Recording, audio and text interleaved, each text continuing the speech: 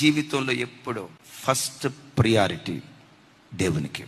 నువ్వు పడకల మీద నుంచి లేవటంతో, యేసయ్యా నా మొట్టమొదటి మాట నీతో మాట్లాడాలి యేసయ్యా. నా భర్తతో మాట్లాడక మునిపే, నా పిల్లలతో మాట్లాడక మునిపే, నా కుటుంబ సభ్యులతో మాట్లాడక మునిపే నా మొట్టమొదటి మాట నీతో ఉండాలి. లేవటంతో, దేవా మరో నూతన దినం నాకు అనుగ్రహించినందుకు నీకు స్తోత్రం, నా ఆయుష్కాలాన్ని పొడిగించినందుకు స్తోత్రం.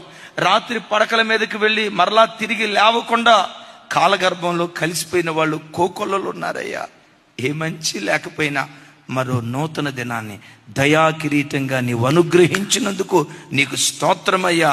నీ నాలుక మొట్టమొదట ఆయన నామ సంకీర్తన చేయాలి. డిసైడ్ చేసుకో.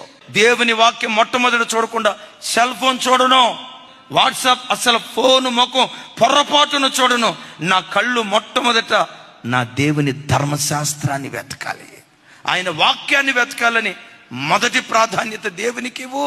ప్రతి విషయంలో నిన్ను మొదటివాడిగా దేవుడు నిలవబెడతాడు.